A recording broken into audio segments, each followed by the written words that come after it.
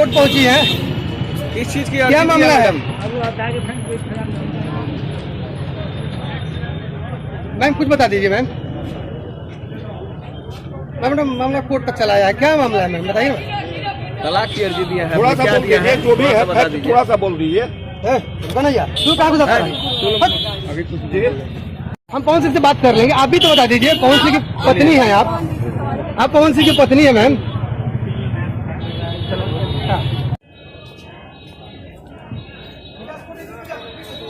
क्या पूरा मामला है, जोर से बोलिएगा थोड़ा। हम क्या बताएं? केस का डिटेल तो बता ही सकते हैं ना। अरे वो कहने गई ना, अभी लोग कोई हम लोग को बात नहीं करनी है। इतना ज्यादा तलाक के लिए अर्जी दी गई है, दिया गया है लेकिन हम लोग सहमत नहीं है।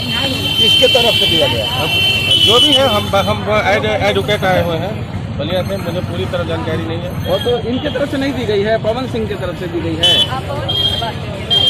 मैडम यही जानना चाह रहे थे। मैडम तो वही आप बताइए क्या मामला है, कोर्ट तक मामला। हम लोगों ने आज इंट्री मेंटेनेंस के लिए पिटीशन दाखिल किया, कोर्ट से मांग किया ये इंट्री मेंटेनेंस हम लोग को दिया जाए। कोर्ट ने सुनवाई किया, सुनवाई करने के बाद एक शॉर्ट डेट का भी हम लोगों ने प्रयास किया। और क्या आवेदन पवन सिंह की तरफ से दिया गया? डाइवोर्स का आवेदन दिए हुए हैं, छोड़ने के लिए आवेदन दिए हैं। और जो उनकी पत्नी के पक्ष से क्या कहा गया है आप लोगों से कि तलाक क्यों मांगा जा रहा है उनसे? वो तलाक मांगने की बात है, दोनों में कोई पटरी उटरी नहीं बैठ रहा है, दोनों में विवाद होते रहता है। इसी विवाद को लेकर वो डाइवोर्स फाइल की।